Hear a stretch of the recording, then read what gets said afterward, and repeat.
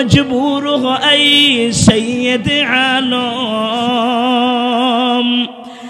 मैं दूर हो मजबूर हो ऐ सैयद आलम,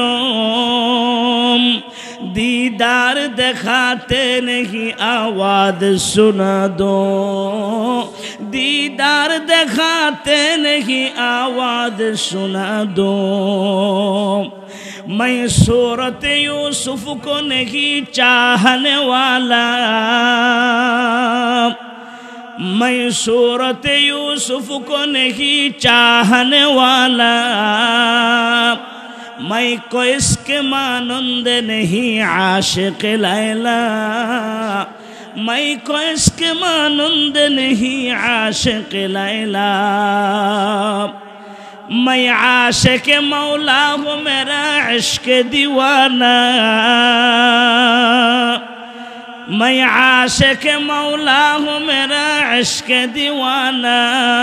ये जुमला जगह जिसके तजल्ली से उजाला, ये जुमला जगह जिसके तजल्ली से उजाला। ओ मुरब्बी बाबाजीरा, ओ कलिजार टुकरा যুবক ভাইরা, মৃত্যুর হাত থেকে কেউ বাঁচতে পারবে না। কেউ হয়তো আগে মারা যাবে, কেউ হয়তো পরে মারা যাবে। আল্লাহ রব্বুল আলামিন আয়াতের মাধ্যমে জানিয়ে দিয়েছেন কুল্লু নাফসিন যায়িকাতুল মাউত, সকল প্রাণীকে মৃত্যুর স্বাদ আস্বাদন করতে হবে।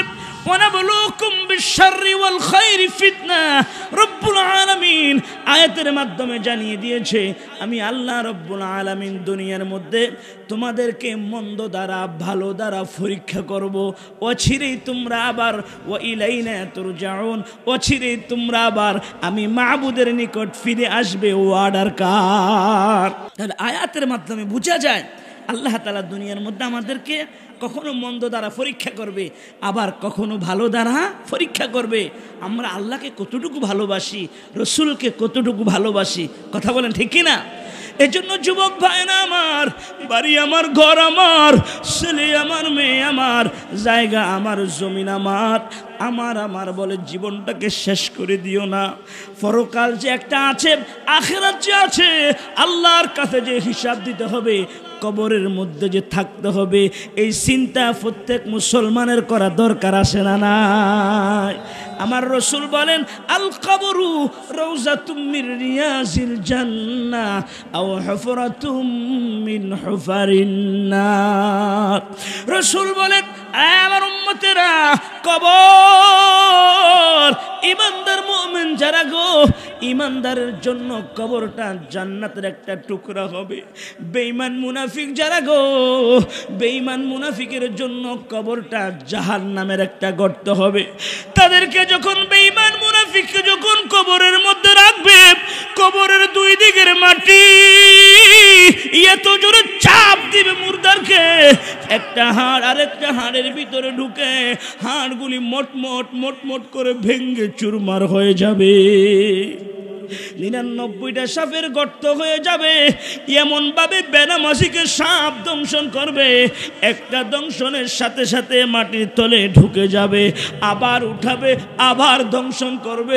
এমন ভাবে কবরের মধ্যে বেঈমান মুনাফিক বেনামাজিদেরকে শাস্তি দেওয়া হবে। আল্লাহ আমাদের সবাইকে মাফ করে দাও, বলুন আমিন।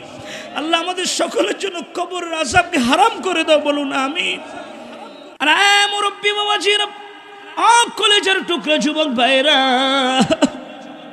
আমার রসুলের প্রথম স্ত্রী যিনি ছিলেন, ওনার নাম হলো আম্মাজান খাদিজাতুল কুবরা রাদিয়াল্লাহু তাআলা আনহা। আম্মাজান খাদিজাতুল কুবরা মক্কার এক ধনাঢ্য পরিবারের মেয়ে, ব্যবসায়ী বাবার মেয়ে, খুয়াইলিদের কন্যা হযরত খাদিজাতুল কুবরা রাদিয়াল্লাহু তাআলা আনহা আমার রসুলকে এত ভালোবাসতেন। বিবাহের পরে আমার রসুল ও আম্মাজান খাদিজাকে এত আদর করতেন। কিতাবের মধ্যে লেখে যতদিন আম্মাজান খাদিজাতুল কুবরা রাদিয়াল্লাহু তাআলা আনহা জীবিত ছিলেন, আমার রসুল দ্বিতীয় কোনো বিবাহ শাদী করেন না।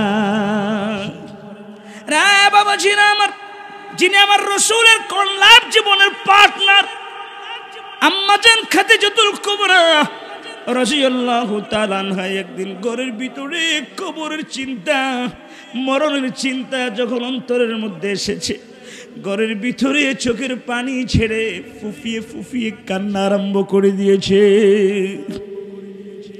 এমন ভাবে তিনি কান্না করতে লাগলেন, পৃথিবীর কোন সন্তান মা বাবার চোখের পানি সহ্য করতে পারে না। আমার রাসূলের ছোট মেয়েটা হযরত ফাতেমাতুজ জোহরা রাদিয়াল্লাহু তাআলা আনহা মায়ের কাছে যাইয়া দেখে জনম দুঃখিনী মা ঘরের ভিতরে চোখের পানি ছেড়ে মা বিনায়া বিনায়া কান্দে। হযরত ফাতেমা ডাক দিয়ে বলে, মা মাগো কেন তুমি চোখের পানি ছেড়ে কান্দো? তোমার কান্নার কারণ কি? কেন গো মা হঠাৎ করে তুমি কান্না করছো? আম্মাজান খাদিজাতুল কুবরা কোনো কথা কয় না। হযরত ফাতেমা মায়ের চোখের পানি সহ্য করতে পারে না, দৌড়াই আমার রাসূলের তালাশে বের হয়ে গিয়েছে। যেতে যেতে অনেক দূর যাওয়ার পরে আমার রাসূলের দেখা পেয়েছে।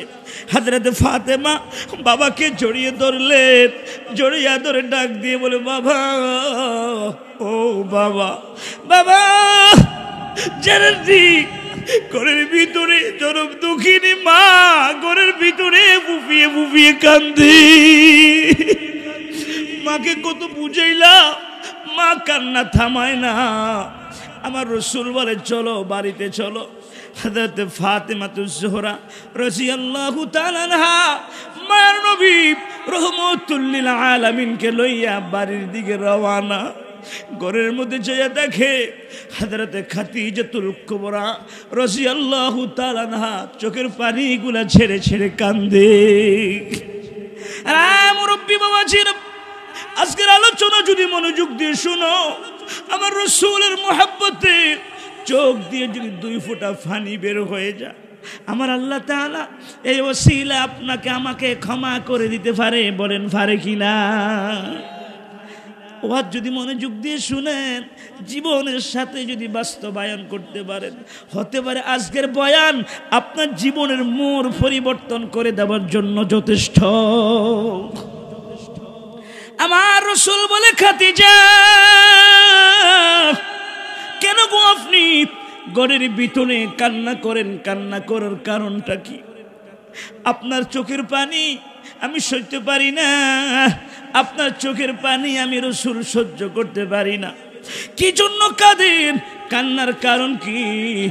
আম্মাজান খাদিজাতুল কুবরা রাদিয়াল্লাহু তাআলা আনহা রহমাতুল লিল আলামিনকে ডাক দিয়ে বলে, ইয়া রাসূলুল্লাহ, ইয়া হাবিবাল্লাহ, ওগো নবীজি, আপনি যখন সাহাবায়ে কেরামকে ওয়াজ করে শুনিয়েছেন কবরের আযাবের কথা, ওই কবরের ভিতরে মাটি মুর্দারকে চাপ দিবি, কারো কারো কবর জাহান্নামের গর্ত হয়ে যাবে। ওই কবরের কথা যখন আমার মনে পড়েছি, কবরের চিন্তা আমি খাদিজাতুল কুবরা বেকারার হয়ে যাচ্ছি। ওই অন্ধকার কবরে একা একা কেমন করে থাকবো?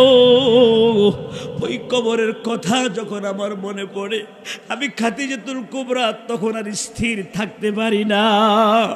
ইয়া রাসূলুল্লাহ, ওয়াদা দিলাম আপনাকে, কথা দিলাম গো, আপনি যদি আমার সাথে 4টা ওয়াদা দিতে পারেন, আমি খাদিজা আর কোনোদিন কবরের ভয়ে মরণের চিন্তা আমি আর কাঁদবো না।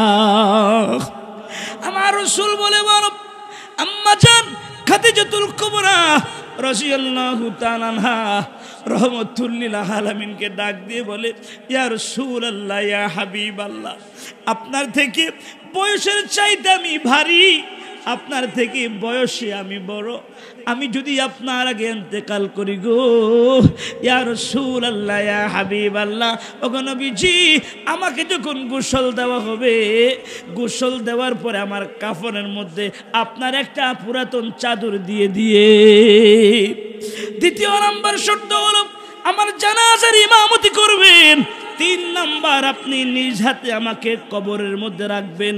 4 নাম্বার শর্ত হলো মাটি চাপা দেওয়ার পরে সবাই যখন চলে যাবে আপনি রাসূল কিছুক্ষণ আমার কবরের পাশে দাঁড়িয়ে থাকবেন, কবরের পাশ থেকে আপনি যাবেন না। আমার রাসূল ডাক দিয়ে বলে, আরে খাদিজা, তুমি হলা মক্কার শ্রেষ্ঠ ধনী, খুয়াইলিদের একমাত্র কন্যা। ইসলাম গ্রহণ করার পরে তোমার সকল ধন সম্পদগুলি আল্লাহর রাস্তা ওয়াকাতরে দান করে দিয়েছ, বিলীন করে দিয়েছ। আর খাদিজা, তুমি ওসিয়ত করেছ তোমার ইন্তেকালের পরে তোমার কাফনের সাথে যেন একটা চাদর দেওয়া হয়। কেন গো একটা পুরাতন চাদর দিব? মক্কার বাজারে সাদা মার্কিন কাপড়ের অভাব আছে কিনা? আম্মা জান খাদিজাতুল কুবরা রাদিয়াল্লাহু তাআলা আনহা আমার রাসূলকে ডাক দিয়ে বলে, ইয়া রাসূলুল্লাহ, ইয়া হাবিবাল্লাহ, ওগো নবীজি, আমিও জানি মক্কার বাজারে সাদা মার্কিন কাপড়ের কোনো অভাব নাই, কিন্তু কি জন্য আপনার চাদর চেয়েছি জানেননি? যে চাদরটা রাসূলুল্লাহর শরীর মোবারকের মধ্যে লেগেছে, ওই চাদরটা যে যদি আমাকে পেছানো হয়, ওই চাদরটা যদি আমার কাফনের সাথে দেওয়া হয়, আমাকে যখন কবরের মধ্যে রাখা হবে, শুনেছি কবরের মাটি 2 দিক থেকে চাপ দিবে। আমাকে যখন কবরের মধ্যে রাখা হবে, রাসূলুল্লাহ সাল্লাল্লাহু আলাইহি ওয়াসাল্লামের চাদরের বরকতে কবরের মাটি আমার সাথে বেয়াদবি করবে না। আল্লাহু আকবার। কবরের মাটি আমার সাথে বেয়াদবি করবে না। এজন্য বলেছি আমার কাফনের সাথে আপনার একটা পুরাতন চাদর দেওয়ার জন্য। আমার রাসূল ডাকতে বলে, খাদিজা, তোমার সকল শর্ত বুঝেছি।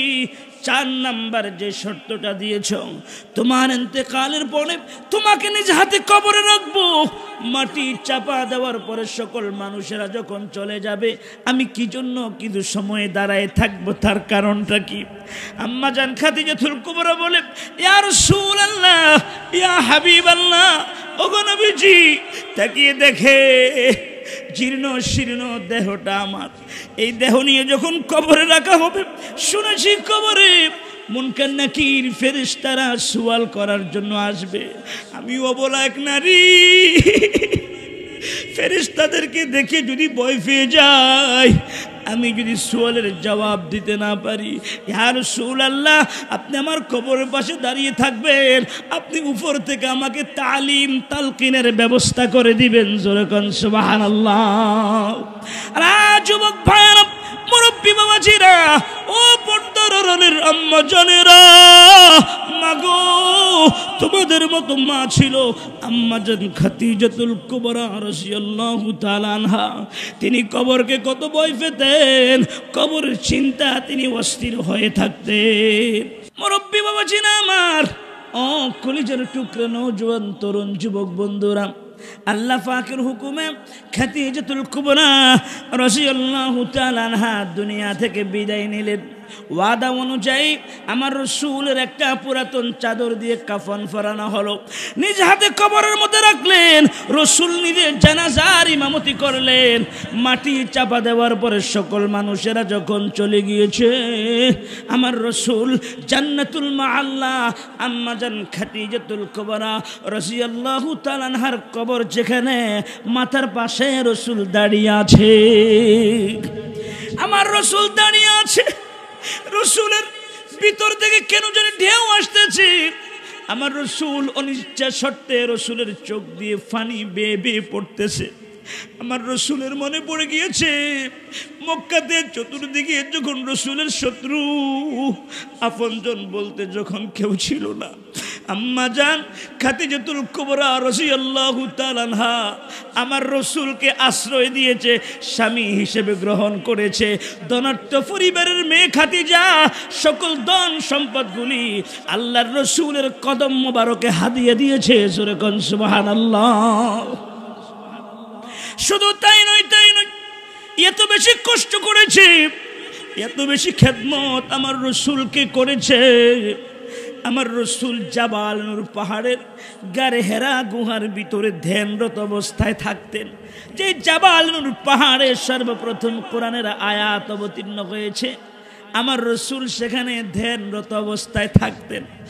আর বৃদ্ধা নারী আম্মা জান খাদিজাতুল কুবরা রাদিয়াল্লাহু তাআলা আনহা আমার রসুলকে খাবার খাওয়ানোর জন্য তিনি প্রতিদিন রসুলুল্লাহর জন্য খাবার নিয়ে সেখানে যেতে।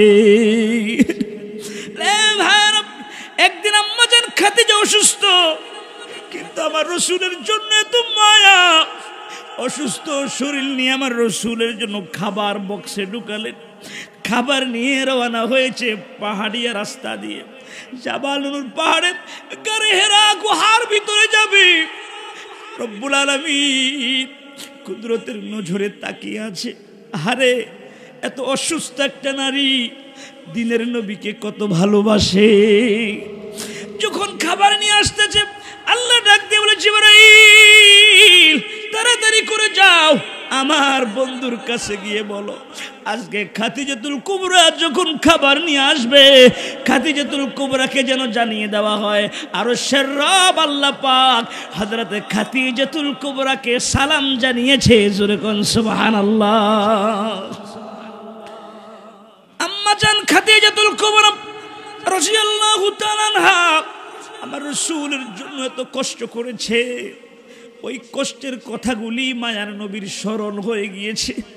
কষ্টের কথাগুলি যখন আমার নবীর মনে পড়েছে, মায়ার নবী জান্নাতুল মাআল্লা কবর পাশে দাঁড়াইয়া নবীজির চোখের পানিগুলি একের পর এক ঝরতেছে। আমার রসুলের চোখের পানি আবার আমার আল্লাহ পাক সহ্য করতে পারে না। আমার আল্লাহ ডাক দিয়ে বলে, জিবরাইল জিবরাইল তাড়াতাড়ি করে যাও, আমার বন্ধু কাঁদে, আমার বন্ধুর চোখের পানি আমি আল্লাহ তাআলা সইতে পারি না। জিবরাইল আমার বন্ধুর কাছে যায় বলো কি জন্য তিনি জান্নাতুল মাআল্লা খাদিজাতুল কুবরার কবরের পাশে দাঁড়িয়ে আছে।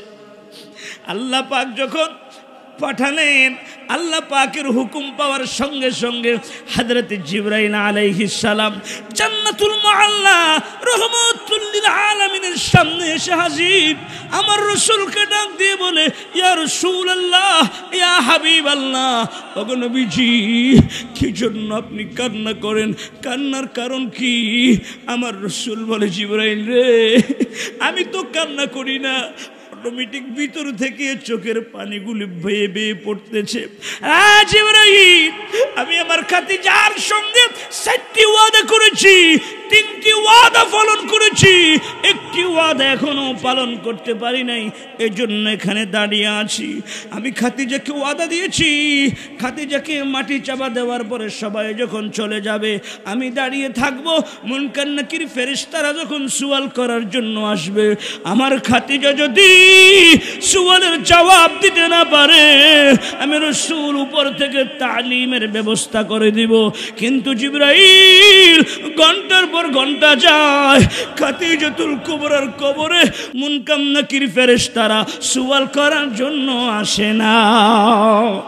হযরত জিবরাইল ডাক দিয়ে বলে, ইয়া রাসূলুল্লাহ, ইয়া হাবিবাল্লাহ, ওগো নবীজি যেই খাদিজা মৃত্যুর আগে কবরের ভয়ে কেঁদেছে, জাহান্নামের ভয়ে কেঁদেছে, পরকালের ভয়ে কেঁদেছে, কবরের চিন্তা কেঁদেছে, যেই খাদিজা আপনাকে এত ভালোবেসেছে, আপনাকে এত মহব্বত করেছে, আল্লাহ রাব্বুল আলামিন আমাকে পাঠিয়েছে আপনাকে জানিয়ে দেওয়ার জন্য খাদিজাতুল কুবরার কবর নিয়ে আপনাকে চিন্তা করতে হবে না, স্বয়ং খাদিজার পক্ষ থেকে আল্লাহ তাআলাই যথেষ্ট। জোরে কোন সুবহানাল্লাহ।